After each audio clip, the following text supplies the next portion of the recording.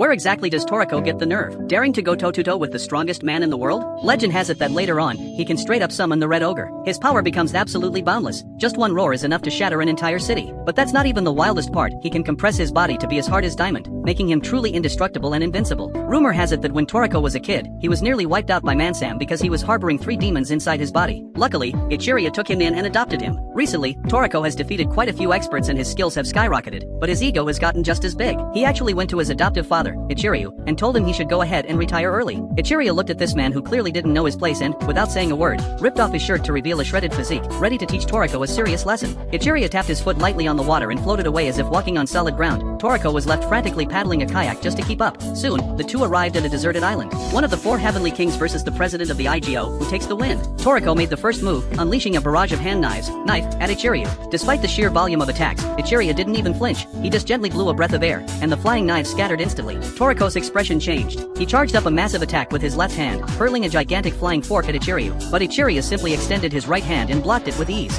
Seizing the moment, Toriko rushed in, power surging in his left hand, and slammed a vicious 13-hit nail punch right into him. He thought he had the win, but the attack bounced right off Ichiryu's stomach, leaving the old man completely unfazed. Toriko scrambled back in fear, thinking, so this is the strongest man who has ruled the world for 500 years. Due to the side effects, Toriko's left hand was now useless, but he didn't give up. He pulled out a new move he learned during his fight with Tommy Rod, the leg fork. The move was powerful, but Ichiryu drove the attack into the ground with a single punch, kicking up a massive cloud of dust. Using the smoke as cover, Toriko launched a flying light knife. Ichiryu crossed his arms to block it, but this hit actually pushed him back dozens of meters. When the dust settled, there was a 1,000-meter-long trench in the ground. The island was nearly split in half. Toriko pressed the advantage, summoning the Red Ogre within him to unleash his strongest possible attack. The result? Ichiryu blocked it with a single finger. This wasn't a fight, it was like an adult playing with a child. However, Ichiryu was actually quite surprised by Toriko's rapid progress. He decided to teach Toriko how to run on water. Before Toriko could even react, Ichiryu was already drifting on the water's surface. Facing Ichiryu, Toriko felt as weak as an ant. Nothing he did worked, and he started to question his entire existence. He wondered if he was truly ready to enter the gourmet world. Ichiryu told him that in terms of power and moves, he was ready. But the scariest thing in the gourmet world isn't the beasts, it's the chaotic, unpredictable weather. To survive there, Toriko's gourmet cells needed to be able to instantly adapt to any environment. To train for this, Ichiryu sent Toriko to Vegetable Sky to find ozone grass. The journey would feature not only ferocious beasts but also weather that changes faster than flipping a page, sunny one second, a blizzard the next. It was the perfect training ground for gourmet cell adaptation.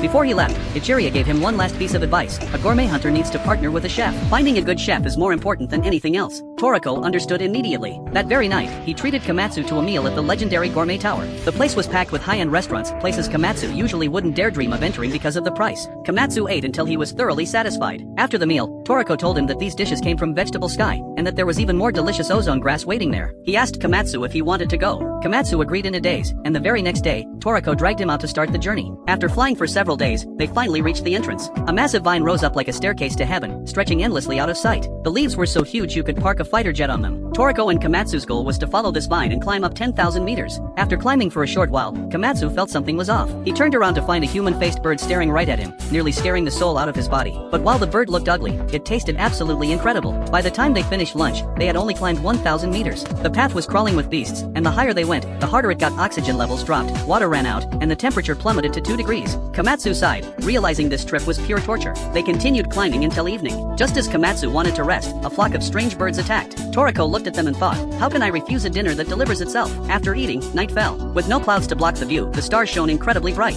Komatsu marveled at the magic of nature, and the two slept soundly that night. On the 3rd day, they reached 3,000 meters. They were attacked by many monsters, but they were still a long, long way from the end of the vine.